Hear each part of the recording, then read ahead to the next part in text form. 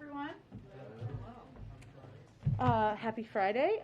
So we are joined by our National Security Advisor, Jake Sullivan, today, who will give a brief update and then take some questions from all of you. And with that, I will turn it over to Jake.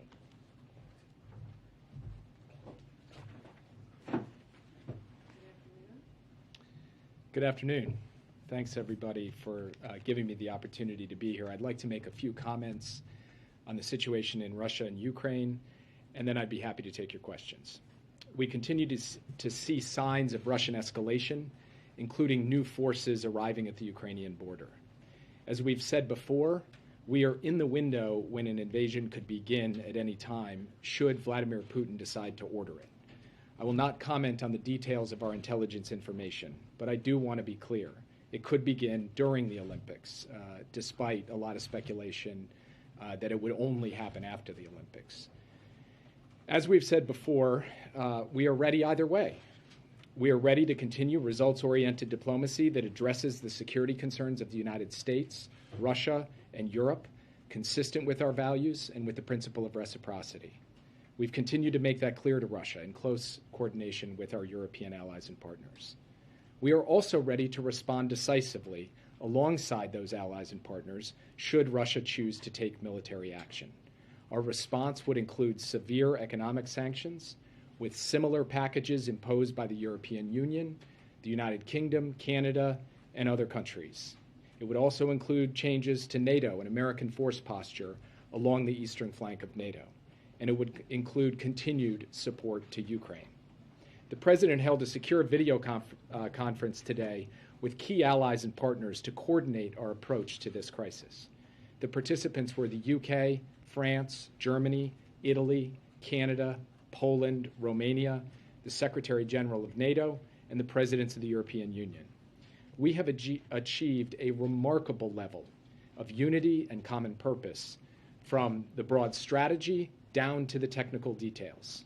If Russia proceeds, its long-term power and influence will be diminished, not enhanced by an invasion. It will face a more determined transatlantic community. It will have to make more concessions to China. It will face massive pressure on its economy and export controls that will erode its defense industrial base. And it will face a wave of condemnation from around the world. If, on the other hand, Russia truly seeks a diplomatic outcome, it should not only say so, it should pursue that diplomatic outcome. We are prepared to do that. We have put concrete proposals on the table. They are now out there for the world to see.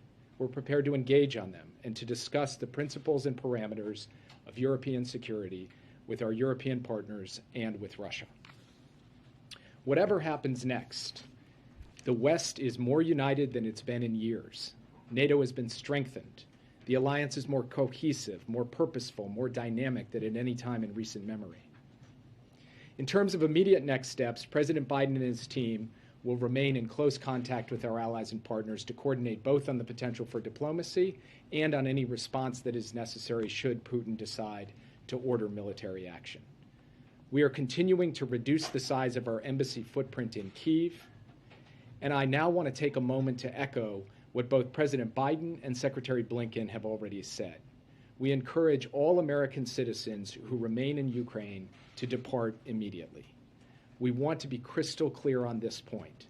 Any American in Ukraine should leave as soon as possible, and in any event in the next 24 to 48 hours.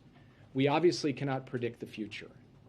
We don't know exactly what is going to happen, but the risk is now high enough, and the threat is now immediate enough, that this is what prudence demands.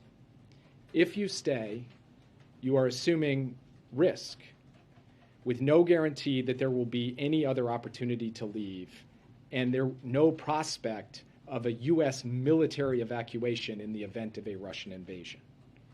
If a Russian attack on Ukraine proceeds, it is likely to begin with aerial bombing and missile attacks that could obviously kill civilians without regard to their nationality. A subsequent ground invasion would involve the onslaught of a massive force. With virtually no notice, communications to arrange a departure could be severed and commercial transit halted. No one would be able to count on air or rail or road departures once military action got underway. Now, again, I'm not standing here and saying what is going to happen or not happen. I'm only standing here to say that the risk is now high enough and the threat is immediate enough that prudence demands that it is the time to leave now. While commercial options and commercial rail and air service exist, while the roads are open. The President will not be putting the lives of our men and women in uniform at risk by sending them into a war zone to rescue people who could have left now but chose not to. So we are asking people to make the responsible choice. With that, I'm happy to take your questions. Yeah. Thanks, Jake. I know you don't want to get into the intelligence, but can you give us any sense what has changed over the past 24 or 48 hours to lead to your new level of concern? Well, first I would say when I appeared on the Sunday shows last weekend, I made the point that we were in the window, that Russian military action could begin any day now, and that remains true. It could begin any day now, and it could occur before the Olympics have ended.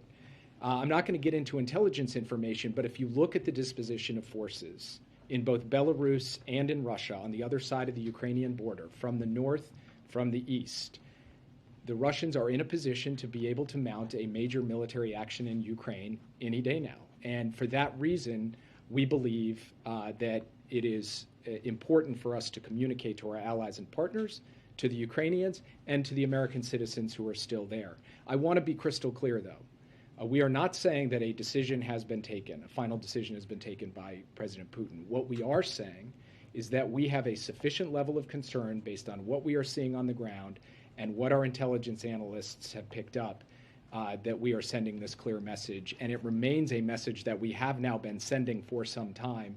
And it is, yes, it is an urgent message because we are in an urgent situation. But just to clarify, so you now believe that Russia has all the forces it needs to mount a full-scale invasion of Ukraine? What I'm saying is that Russia has all the forces it needs to conduct a major military action. I'm not sure exactly what you mean by, quote, full-scale invasion, but Russia could choose in very short order to commence a major military action against Ukraine. Yes. Has NATO told the president that it will call up the NATO response force of Americans who have been put on that short leash? And is the president prepared to send additional unilateral forces to our partners in the border region of Ukraine? And is it your judgment and the judgment of U.S. intelligence and the U.S. government that Putin is behaving as a rational actor in his judgments at this point? So on the question of the president authorizing more unilateral U.S. forces to Europe, he's been clear all along that he is open to doing so as circumstances warrant. But I want to be very clear about something.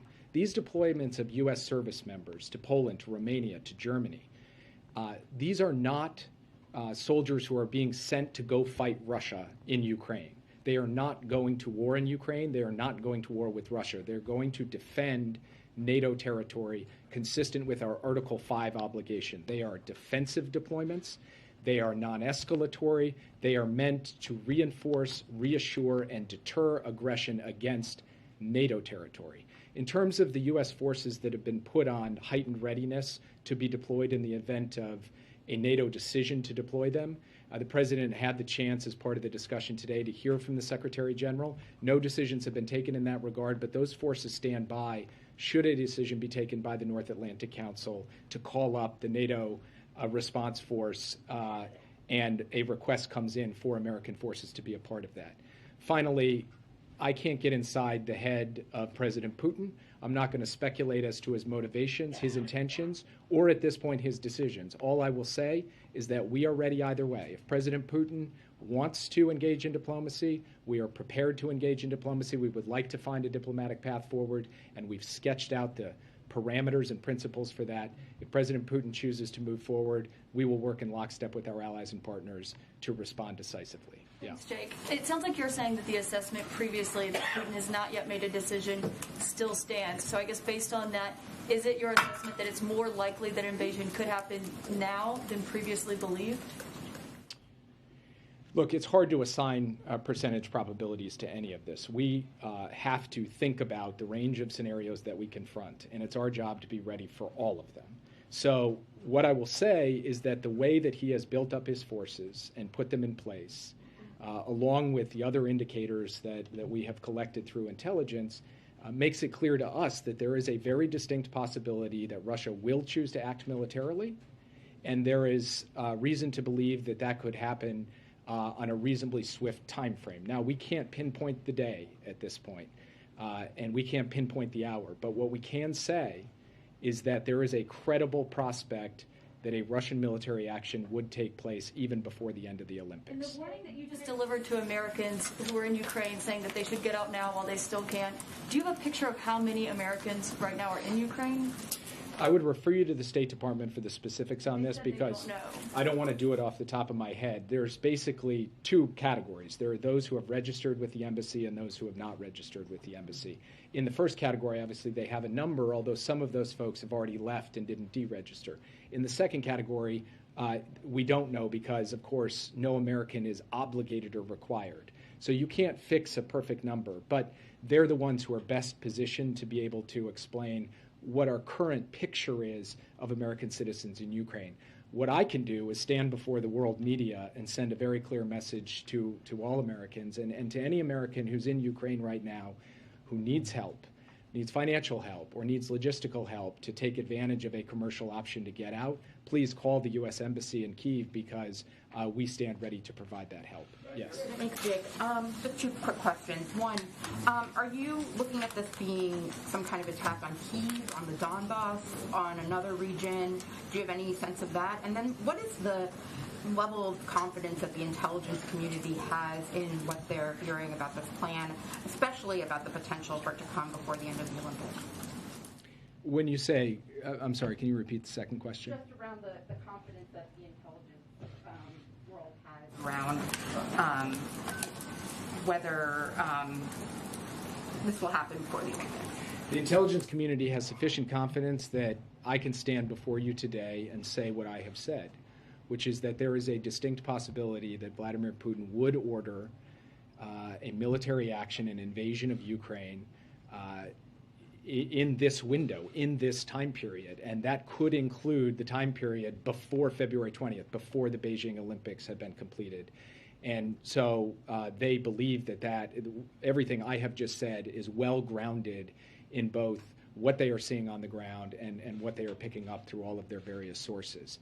Now, to your question about what type of action it would be, we've been clear that it could take a range of different forms, but I want to be equally clear that one of those forms is a rapid assault on the city of Kyiv. That is a possible line of attack course of action that the Russian forces could choose to take. They could also choose to move in other parts of Ukraine as well. The last point that I would make, and I know this has been the subject of a fair amount of back and forth between the administration and the press over the course of the past week, we are firmly convinced that the Russians, should they decide to move forward with an invasion, are looking hard at the creation of a pretext, a false flag operation, something that they generate and try to blame on the Ukrainians as a trigger for military action. And we are calling that out publicly because we do believe that if Russia chooses to do that, they should be held to account.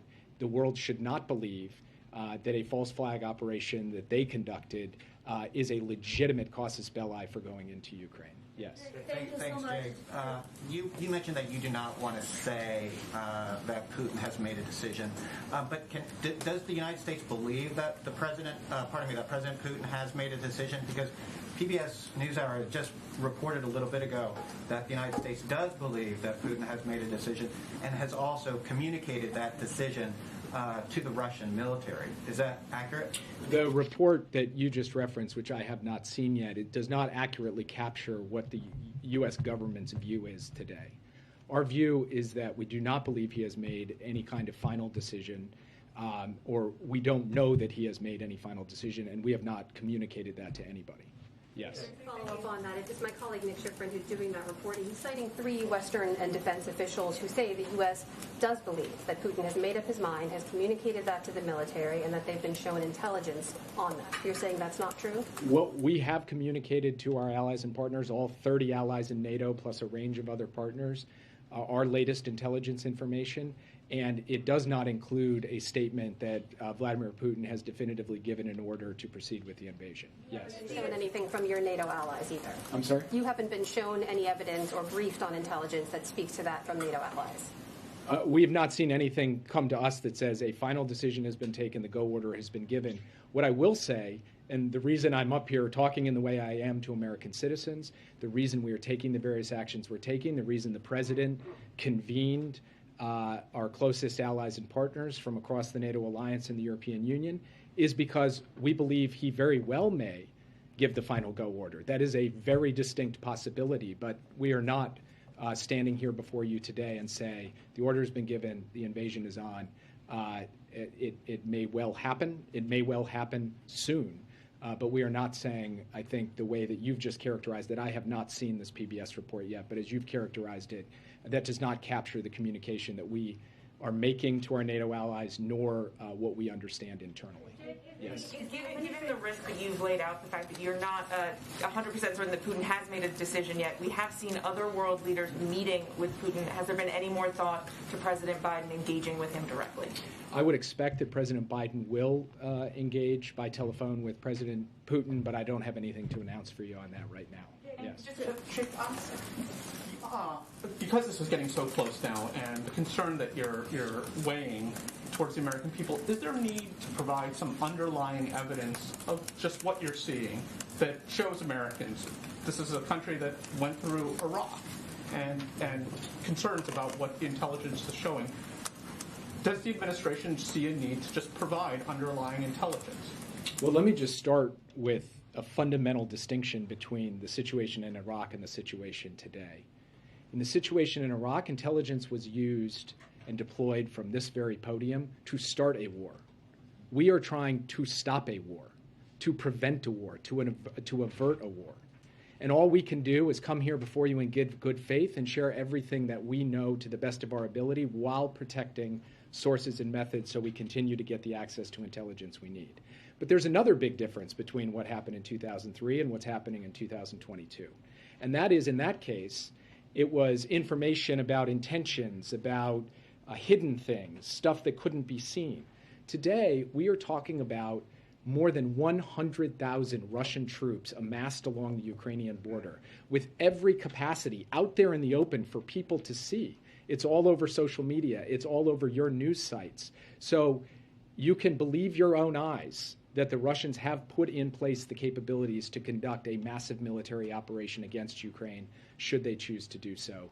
And then finally, I would just say, if you look at the course of the past few months, as we have said, we predict there will be a buildup of this kind. Our information is telling us that the Russians are likely to move in these ways. Thus far, in November, in December, in January, that has borne out. So I think when you take all of that together, we put forward a credible case. But it's not my job to stand up here and convince any of you of anything. It's your job to ask the questions and do what you can do. All I can do is, based on the best information I have available, that I can share, that the President can share, the Secretary of State can share, put that out there in close consultation with our allies and partners. That's what we've done. At what point, Jake, would you expect the country would hear directly from the President on this and the risk to world order of Vladimir Putin rolling tanks or bombing a foreign capital?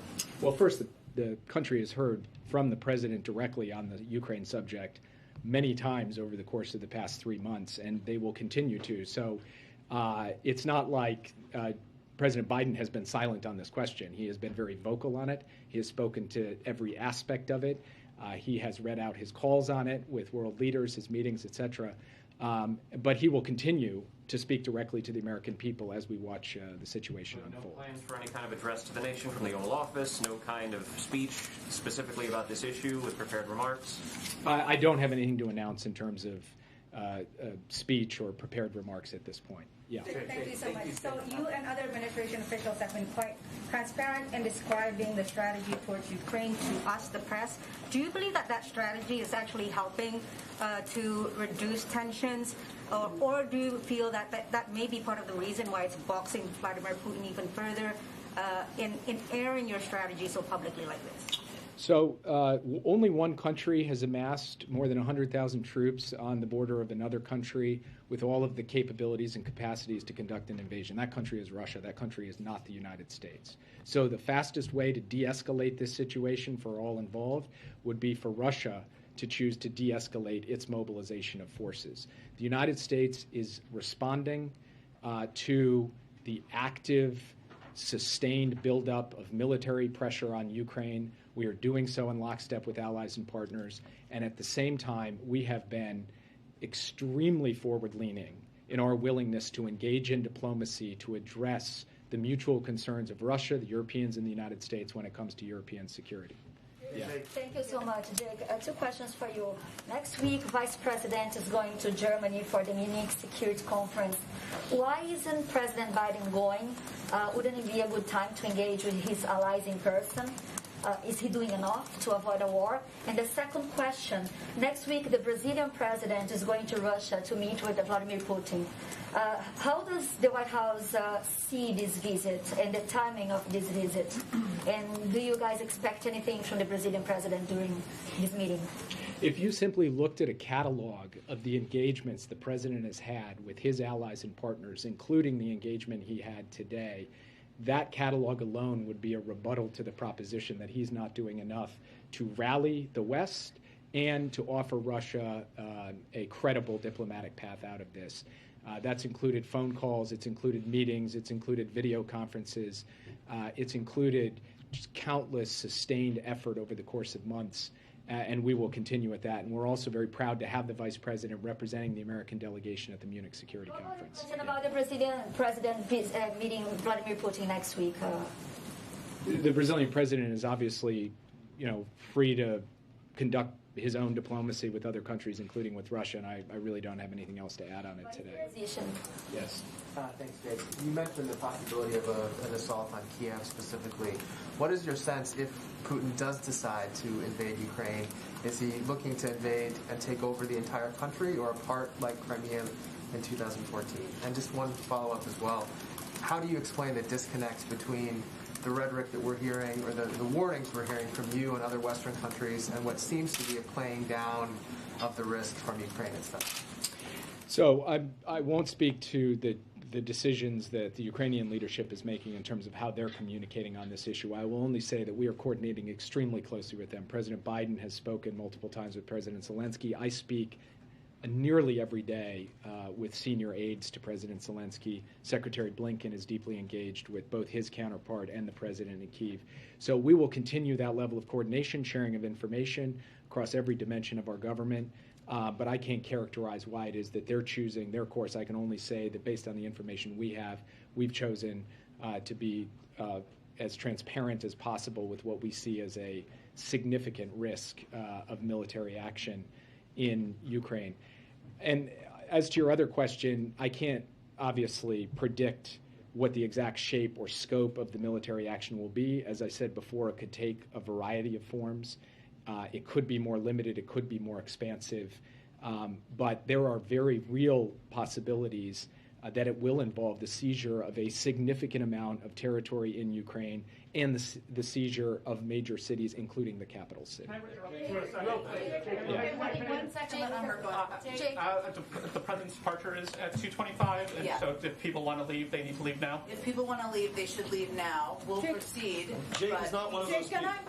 If people are going to the departure for the president, you should depart now. But Do you think that Russia? Sorry, I'm just going to give people a moment, I guess, if they have to. Okay. Yeah. Thank you, Jake. I'll wait until people get up. Okay.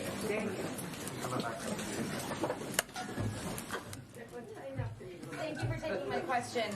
Did the U.S. wait too long to arm Ukraine, especially with respect to weapons that could defend against an airstrike like you laid out? Did they wait too long to move U.S. forces to NATO countries? And does the president still view the idea of pre-invasion sanctions as a stupid question?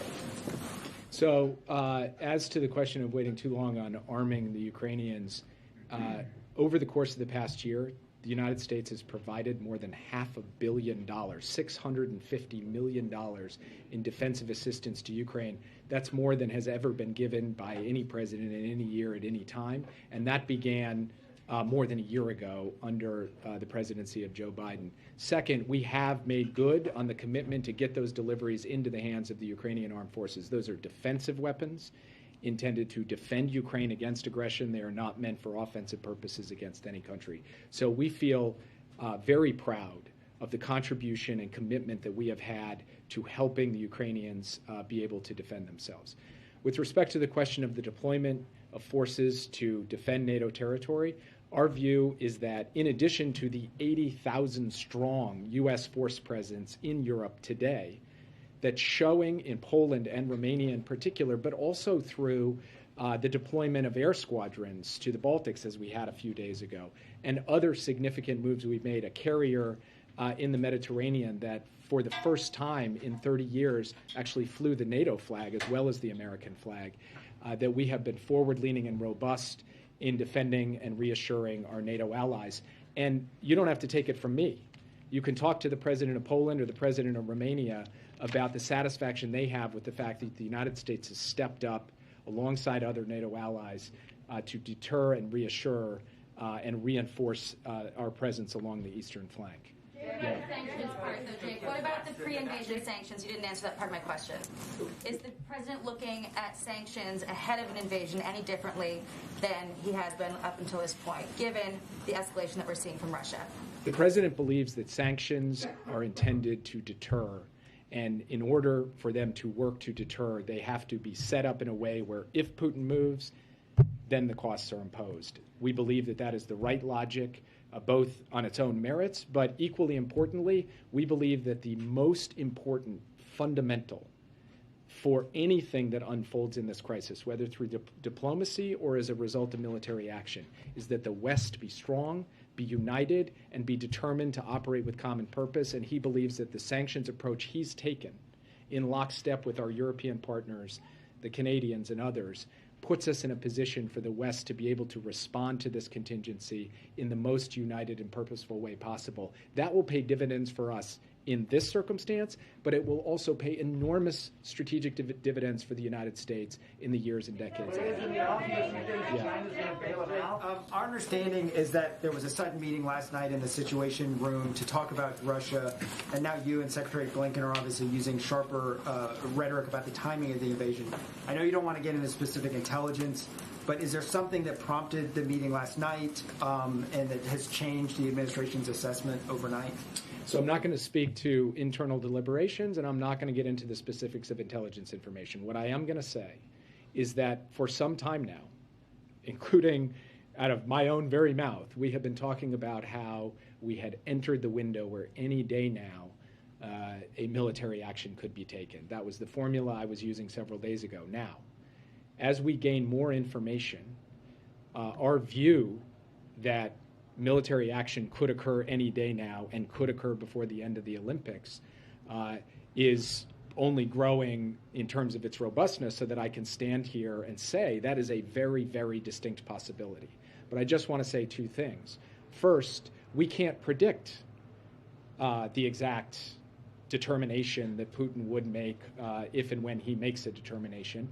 So all we can say is that the strong possibility of action, the distinct possibility of action in a relatively near-term time frame, including along the time frame that I've laid out, that Secretary Blinken talked about, that is backed up by our view of what's happening on the ground, and it's backed up by information that we continue to acquire day by day, including over the course of the past few days.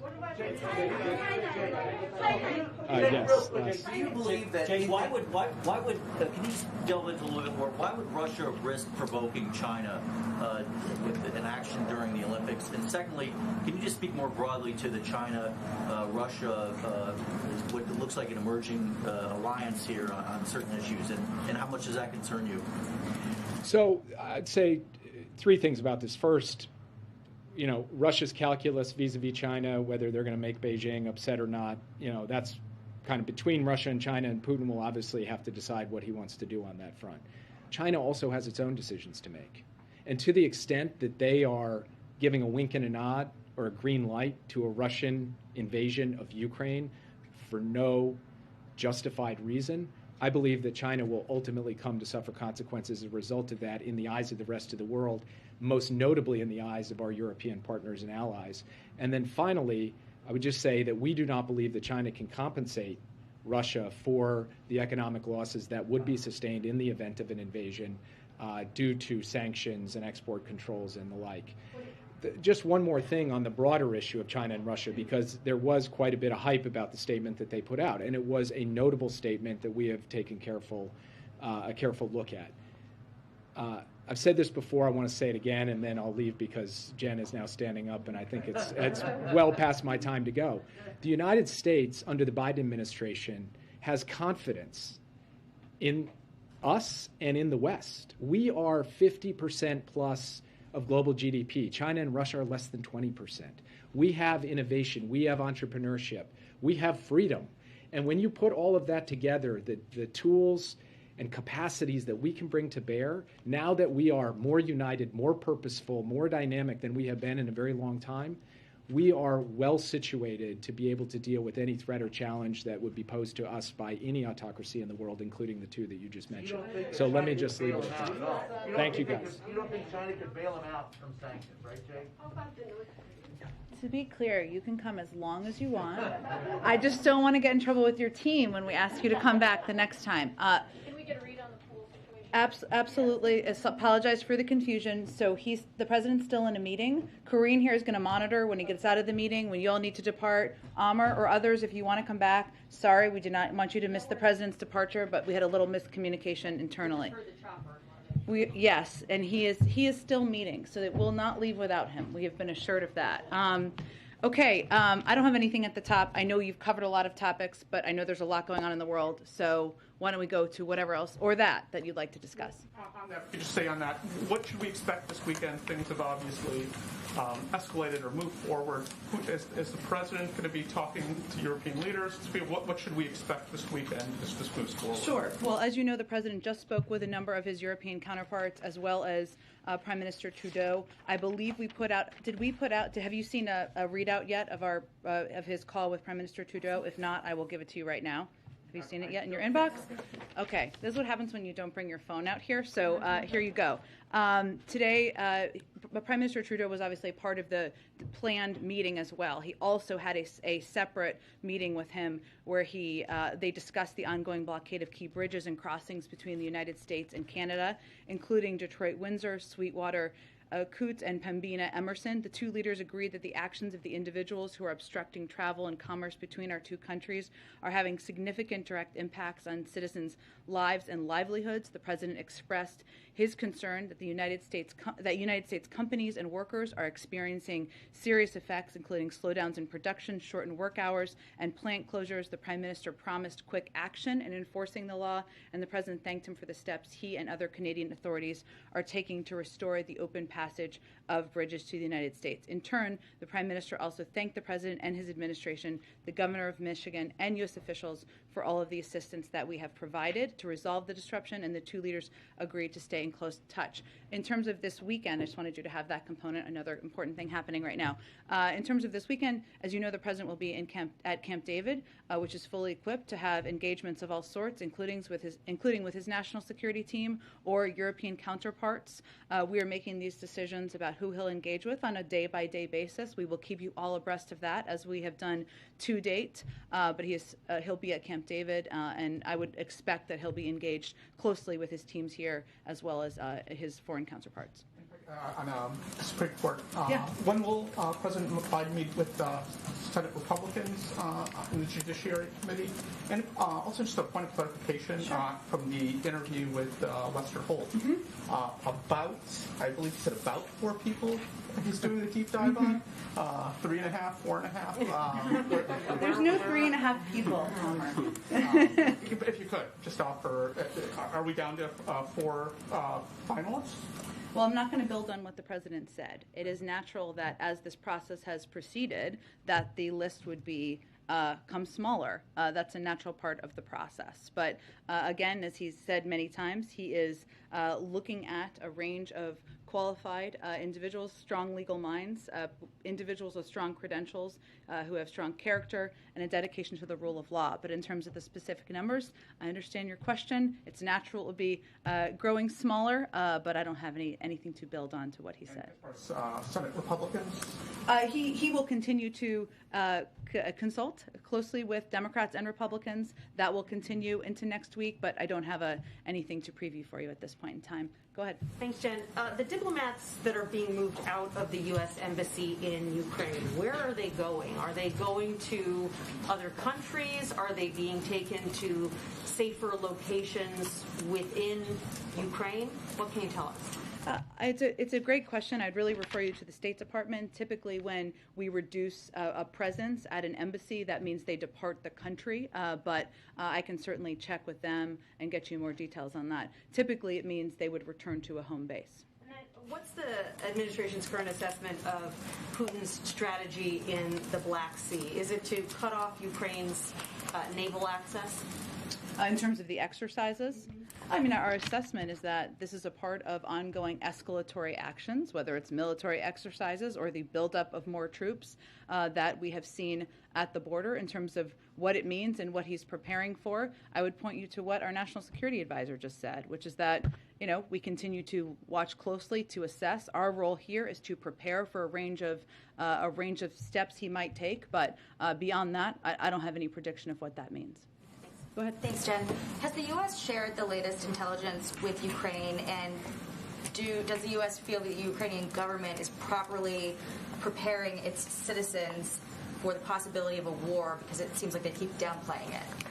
Well, I'm not going to speak for how the Ukrainian officials, leaders speak or engage with their citizens, but we do engage very closely with them, sharing of information, as we do with our European counterparts, and that has been the case at every point in this process. Is the State Department doing anything right now to help Americans get out of Ukraine, or just warning them to get out on their own? Well, we have been warning for several weeks now, if not longer, that American citizens should depart. And I think you heard our National Security Advisor give a pretty stark warning of what would happen on purpose, what would happen if Russia were to invade, in the difficulty of not just being in the middle of a military zone, but also the difficulty of departing or getting out, and the fact that means of departure could be cut off. And that was, we feel, important for American citizens in Ukraine to understand. We have been conveying that if American citizens don't have the means to depart, that we would provide assistance for those purposes. That has been the case for several weeks now. If we don't know if Putin has made up his mind, why are we hearing this warning from Jake Sullivan that Americans should get out, ideally within the next 24 to 48 hours specifically? I don't believe we've heard that window from him before. Because we recognize that if President Putin were to decide to invade, that this would make it a very difficult circumstance on the ground for American citizens. We don't have an assessment, as you heard him say, of him making that decision, but he could make that decision at any point. And we want to be very clear and direct with American citizens about the risk that that would pose to them, that the risk that would be posed to any civilian if they remain in the country. This is now the second evacuation of Americans in the course It's not actually an evacuation, to be clear. American citizens can depart Ukraine. There are means of departing Ukraine. This is not a country where we are at war, where we have tens of thousands of troops who have been fighting a war for 20 years, so it's incredibly different. Correct. You are correct in that. But it's the second time we've urged American citizens to get out of the country. Actually, we've urged American citizens to depart a number of times, and that is. Well, I think this, but let me finish here, because I think it's important for people to understand.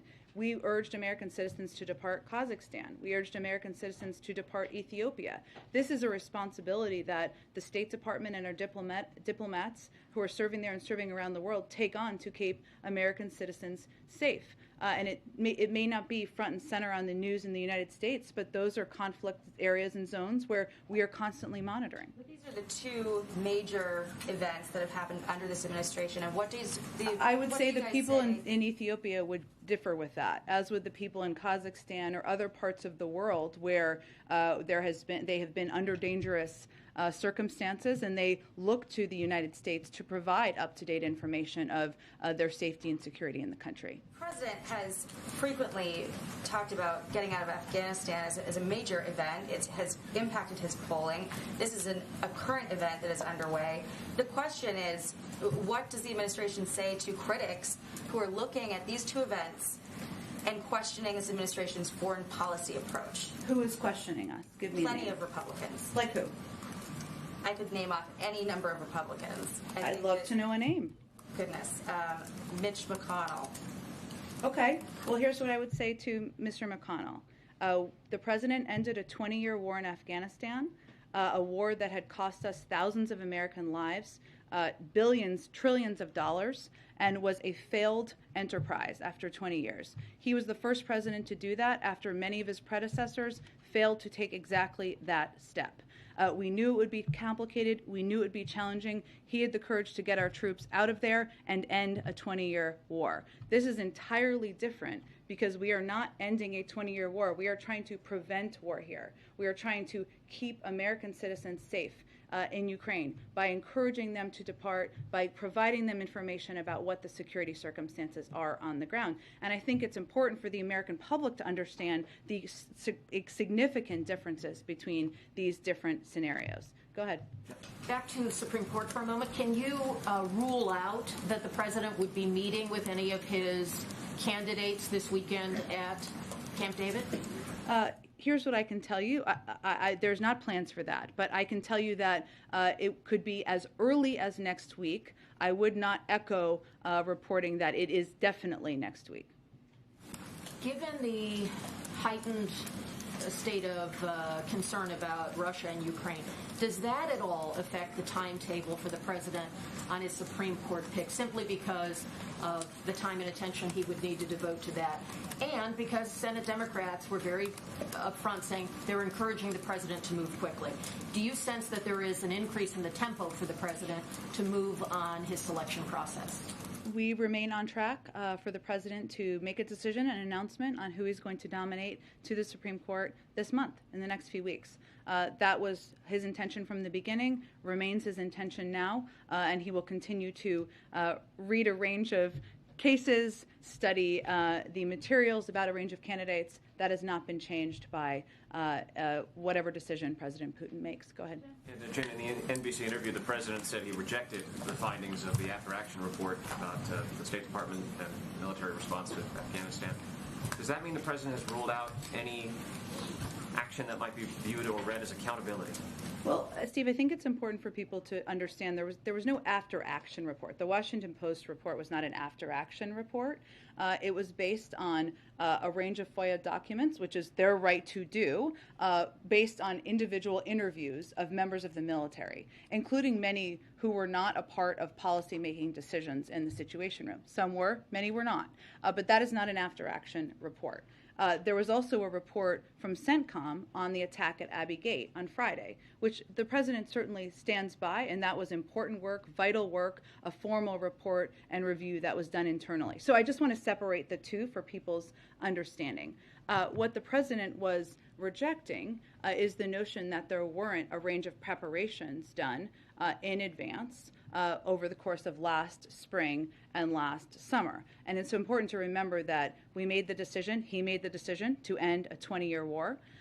He came into office without any plan. Well, there was a deadline, but without any plan for departure or for helping the Afghans who had served by our side for 20 years. We put in place, and this is in these same documents, beginning last spring, a plan, a range of contingency plans, should we need to bring American citizens out or bring Afghans out. We put in place, we positioned military troops on the ground, working with Department of Defense back in early summer to ensure that we could execute on that plan. And in every single meeting last August, the president asked the team, and often ended the meeting with this, is there anything you need to implement what your plans are? Is there anything you need on the ground?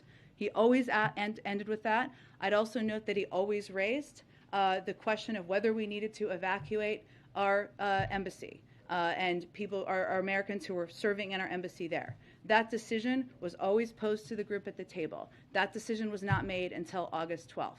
So reporting that suggests otherwise is incorrect. That is the state of play that happened last summer. Go ahead. A question on inflation, since this is the first time we've had a briefing since those numbers came out. The president has said the administration is going to continue to be all hands on deck to try and bring prices back down. Can you give us a sense of what that really looks like? Because you've pointed many times to parts of the Build Back Better agenda that remains stalled. In fact, one of Senator Manchin's big objections to the bill was the high rate of inflation. So if the Build Back Better plan sort of remains at this impasse, what's Plan B to try and bring down some of these costs? Well, there's a couple steps that the president is very focused on as it relates to addressing inflation. One, I would note that economists in the Federal Reserve still predict that inflation will come down, will moderate over the course of the year. And the president has also said that he supports the steps that the Federal Reserve, an independent body, has announced about recalibrating over the course of the coming months. And he's obviously nominated a number of individuals to fill the board, which is an essential part of addressing this. But I would also note beyond that, how the president really looks at this is how you're addressing core costs for the American people. So you referenced the Build Back Better plan. First, we believe there's a path forward, and the president's going to continue to fight for it. Otherwise, he wouldn't have gone to Virginia earlier this week and talked about negotiating the price of prescription drugs. So his view is that in order to address costs that have been affecting inflation, but also infecting families for many decades, the cost of prescription drugs, the cost of childcare, we need to move that forward. But it's not just that. We also need to address supply chains in the short term at the ports, rebuild our manufacturing infrastructure, make sure that we are implementing the bipartisan infrastructure law and continuing to press for the competitiveness legislation that will help ensure we have funding for chips for manufacturing of cars here in the United States. And you've also heard him talk a fair amount about promoting competition, and that addresses issues like we've seen price increases in the meat industry and others, and that will help bring down costs for Americans. So there is certainly a significant and important, a vital role that the Federal Reserve plays. They are independent. He wants that board to be completely filled, but there are a number of other steps we are working to take to lower costs for the American people. And just one follow-up on the question about the embassy in Kyiv. Yeah. You've said that you're continuing to reduce the size of the embassy. To be clear, you're not talking about closing the embassy just yet. So what size are we talking about? How much of a reduction here? I can check with the State Department. It's a good question, but they really have purview over those numbers, and that's where we are in the process at this point in time. Go ahead. Jen, what does the White House make of the reporting that former President Trump is still in touch with Kim Jong-un? Well, former President Trump is not the president, and President Biden is the president, and he is the one who conducts diplomacy on behalf of the United States. One other topic, I see that the president spoke with Prime Minister Trudeau about the blockade. What is the White House doing to help sort of alleviate the trade issues that he raised in that call? And more broadly, is the White House or is the government preparing for any kind of similar types of demonstrations here? Yeah, so two different questions, so let me try to answer them both. So we have continued, obviously the president's speaking with Prime Minister Trudeau about this as part of our effort, but our team, Dr. Liz Sherwood-Randall, other members of our administration have been in close touch with their Canadian counterparts over the last few days about how to address this blockade and the challenge it is posing to the supply chain. I mean, fundamentally, how we view this is that the impact of these protests, while we certainly believe in peaceful protest, has the potential to impact, and this is why we are very focused on this, communities, workers being able to travel back and forth across the bridge, who are going to work, who may work on different sides of the border, the ability to get food on the table to American families, to get auto parts, to manufacturers who are trying to make vehicles. So this is, whatever their intended stated purpose is, this effort is going to has the potential to have a huge impact on workers and the American public. But to go back to your question, we are in very close contact with Canadian officials. We've also taken steps to help detour routes so that a number of these trucks can move in different routes and be able to cross the border. So, for example, while the Windsor-Detroit Ambassador Bridge continues to remain closed, Port Huron is fully operational. Customs and Border Patrol is rerouting traffic to Port Huron, where all 9 commercial lanes are open. The Detroit-Windsor Tunnel is open, which is a way that individuals who are trying to work on different sides of the border are able to travel as well. And Secretary Mayorkas has also spoken with local officials in affected and potentially affected states, as has Secretary Buttigieg has been deeply involved with this as well. On your second question, we are of course, on reports of a similar Freedom Convoy, I think you're asking about, right, in D.C., event in D.C. in early March, the Department of Homeland Security obviously put out a statement on this the other night. They're aware of these reports. They're taking all necessary steps to ensure that the convoy does not disrupt lawful trade and transportation or interfere with federal government and law enforcement operations. On reports that this convoy is causing disruptions at the Super Bowl, the Department of Homeland Security, or could, I should say, the Department of Homeland Security is surging additional staff to its incident command post. There's strong cooperation with the California Highway Patrol, the Los Angeles Police Department, and state and local authorities. And the department already has a lead field coordinator and emergency operations center in place, as would be standard protocol, given this is a large event, the Super Bowl. And they will build on that. There's already 500 DHS personnel providing extensive air and maritime security resources. So we are in both close touch with our Canadian counterparts, also with local officials through our Department of Homeland Security. Our Secretary of Transportation is also deeply involved in this, and we're working to address this on all fronts. Go ahead. Thanks, Jen. Just to follow up on Jeff's question, is it still accurate to say that the Biden administration has not heard back from the North Koreans despite the outreach? Correct. Okay. And on the conversation that President Biden is expected to have with President Putin, is that happening today? I don't have anything to predict in terms of the timing. Okay, and I think we have to wrap it up. You want to do the last one, quick? Yeah, real quick. Well, can I ask on two things? First of all, following up on what you said earlier, confirming that interviews with Supreme Court candidates could begin as early as next week. Does he have in mind how many he wants to interview? Is it just a few? Is there a number that he has in mind? And how long do you expect that process, the interview meeting process, to go? Just next week or further? Well, what I can tell you is that the interview process for any president typically happens very late in the process. And in terms of the specific number, I'm just not going to get into that level of detail. One more question. I'm asking for a colleague regarding his position on the bankruptcy law for student loan debt. President Biden voted repeatedly as a senator to make it harder for student loan borrowers to erase their debts through bankruptcy like other secured debts such as credit cards. 2 years ago, as a presidential campaign, he campaigned on overhauling the bankruptcy law to ease student debt, in addition to his pledge to forgive $10,000 per student in federal student loans.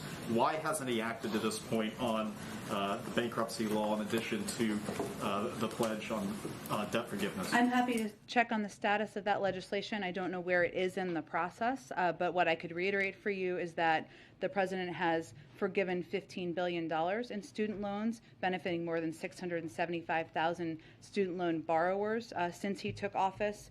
No one has been required to pay a single dime in federal student loans, and he extended the hiatus of payment until May to give people some extra breathing room. I'll check and see the status of that. Thanks, everybody. Pfizer pulling the application for the authorization for the vaccines for under 5. Is there a White House reaction to that? I know they're going to do a briefing. The FDA is, so I will leave it to them to speak to their data. Thanks, everyone.